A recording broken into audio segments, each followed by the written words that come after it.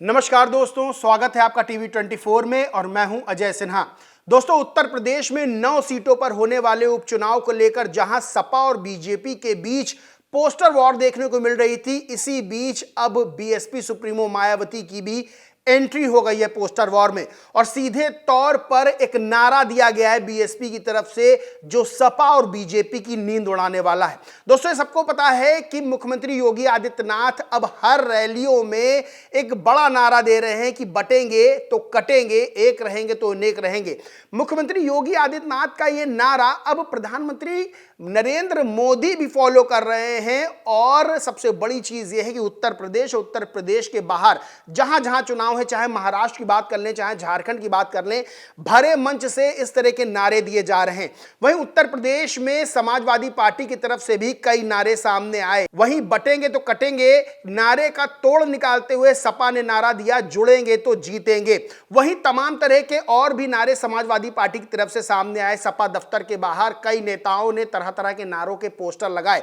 इसी बीच BSP supremo Mayawati की तरफ से भी एक नारा सामने आया। एक बड़ी सी होल्डिंग बीएसपी कार्यालय के बाहर लगाई गई है और क्या लिखा है उसमें सीधे तौर पर लिखा है कि बसपा से जुड़ेंगे तो आगे बढ़ेंगे। वही 2024 लोकसभा चुनाव में लखनऊ से बसपा के प्रत्याशी रहे सरवर मलिक ने यह होल्डिंग लगाई है और उनकी पत्नी जो कि पूर्व मेयर प्रत्याशी बसपा की रही हैं शाहीन बानो, उन दोनों की फोटो है और साथ में बीएसपी सुप्रीमो मायावती और आकाश आनंद की भी फोटो है और लिखा है बीएसपी से जुड़ेंगे तो आगे बढ़ेंगे व सुरक्षित भी रहेंगे। यानी सीधे तौर पर सपा और बीजेपी के नारे की काट जो है वो बीएसपी सामने लाई है। और सबसे बड़ी चीज यह है कि बीएसपी सुप्रीमो मायावती ने हाल में ही एक प्रेस कॉन्फ्रेंस की थी जब सीधे तौर पर अपने समर्थकों से ऐलान किया था कि सपा और बीजेपी के नारों में ना आए बल्कि बीएसपी से जुड़ेंगे तो आगे बढ़ेंगे और सुरक्षित भी रहेंगे।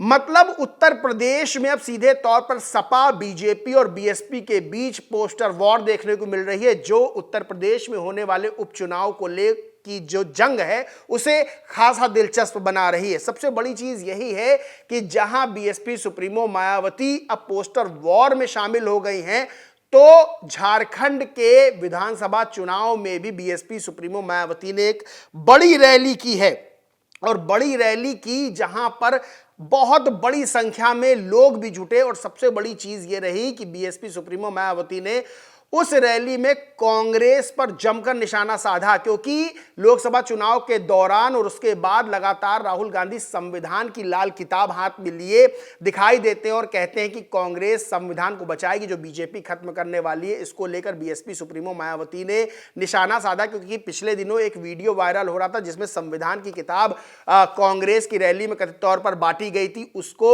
सोशल मीडिया पर वायरल किया गया कि जब उस संविधान की किताब को खोला गया तो अंदर के जो पन्ने थे वो सादे थे, यानी उसके अंदर जो संविधान के अनुच्छेद होते हैं वो नहीं लिखे थे और आगे खाली जो कवर था उस पे लिखा था भारत का संविधान। अब इसको लेकर बीएसपी सुप्रीमो मायावती ने कांग्रेस पर निशाना साधा और सीधे तौर पर कहा कि कांग्रेस जो है वो खाली किताब बांट रही है, यानी उससे समझना चाहिए कि कांग्रेस को संविधान के बारे में जानकारी ही नहीं है। यानी बड़ा आरोप बीएसपी सुप्रीमो मायावती ने लगाया था।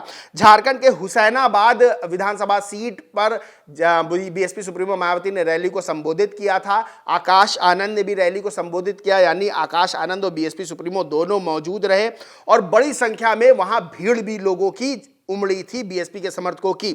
आईबीए न्यूज करके एक ट्विटर पेज है, उसने लिखा झारखंड के हुसैनाबाद में सुश्री बहन मायावती और श्री आकाश आनंद जी के विचारों को सुनने के लिए लगभग 2 लाख लोगों का उमड़ा जनसैलाब। इतिहास की पहली भीड़ देखकर अब पूरे झारखंड की पुलिस फोर्स प्रशासन लगाई गई, तब जाकर व्यवस्था संभली। वही इंजीनियर रामजी गौतम है जो कि मेंबर ऑफ पार्लियामेंट है, राज्यसभा के सदस्य हैं बीएसपी के, उन्होंने ट्वीट कर इस रैली को लेकर लिखा, आज हुसैनाबाद में आदरणीय बहन जी और श्री आकाश आनंद जी के विचारों को सुनने के लिए उमड़ा जनसैलाब और इस जनसैलाब ने दोनों हाथों को उठाकर यह आश्वासन दिया कि हम सब बीएसपी के साथ झारखंड में हम आगे की तरफ बढ़ रहे हैं। जय भीम, जय भारत। यानी सीधे तौर पर जहां उत्तर प्रदेश में पोस्टर वॉर में बीएसपी की एंट्री हुई है, तो वहीं झारखंड में बीएसपी सुप्रीमो मायावती की रैली करना सीधे तौर पर यह बात बता रहा है कि बीएसपी सुप्रीमो मायावती इस समय बेहद सीरियस हैं, क्योंकि बीएसपी का जो ग्राफ है वो लगातार गिरता जा रहा है। देखिए, झारखंड के हुसैनाबाद विधानसभा सीट पर जो रैली की, वहां अगर इतिहास उठा के देखें तो बीएसपी का कैंडिडेट 2014 में जीत दर्ज कर चुका है। बताएं आपको कि शिव पूजन थे जो 2014 में बीएसपी के टिकट से चुनाव लड़े थे और वहां पर वो जीते भी थे। अब इसी को लेकर बीएसपी सुप्रीमो एक बार फिर से चाहती कि हुसैनाबाद विधानसभा सीट पर बीएसपी एक बार फिर से जीते। अगर उत्तर प्रदेश के उपचुनाव की बात कर ले तो उत्तर प्रदेश में बीएसपी का बहुत बड़ा जनाधार है। यानी ये किसी से छुपा नहीं है कि बीएसपी सुप्रीमो मायावती का क्या कद है राजनीति में। 4 बार उत्तर प्रदेश की मुख्यमंत्री रही हैं, लेकिन हालिया ग्राफ देखें 2022 के विधानसभा चुनाव उत्तर प्रदेश को देखें तो 1 सीट बीएसपी जीत पाई। वहीं 2024 में एक भी सीट बीएसपी 2024 के लोकसभा चुनाव में नहीं जीत पाई, यानी खाता भी बीएसपी का नहीं खुल पाया। और वोट शेयर की बात कर ले तो 9.5% के आसपास वोट शेयर बीएसपी का रहा, जबकि लगभग सभी सीटों पर बीएसपी ने चुनाव लड़ा था उत्तर प्रदेश में। अब बीएसपी सुप्रीमो एक बात जानती है कि अगर स्थिति को संभाला नहीं गया तो बीएसपी की स्थिति जिस तरह से कमजोर हो रही है वो आने वाले भविष्य के लिए बीएसपी के अच्छा नहीं है।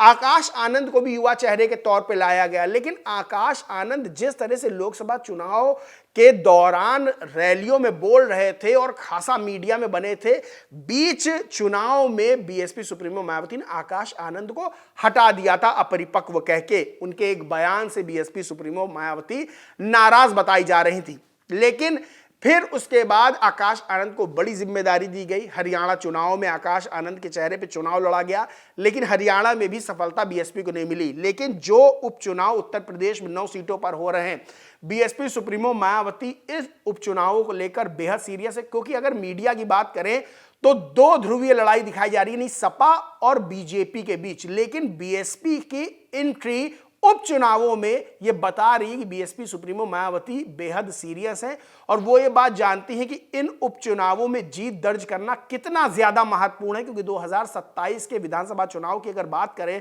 उत्तर प्रदेश के, तो ये जो होने वाले उपचुनाव जो हो रहे हैं उपचुनाव, ये सेमीफाइनल है। और इसी को लेकर जब पोस्टर वॉर मीडिया में छाई हुई उत्तर प्रदेश के अंदर सपा और बीजेपी के बीच, इसके बीच में बीएसपी की पोस्टर वॉर में एंट्री होना और सीधे तौर पर नारा सामने आना कि बीएसपी से जुड़ेंगे तो आगे बढ़ेंगे और सुरक्षित रहेंगे, सीधे तौर पर एक बड़ा संदेश दे रहा है कि सपा और बीजेपी की कथित तौर पर अब नींद उड़ती जा रही है।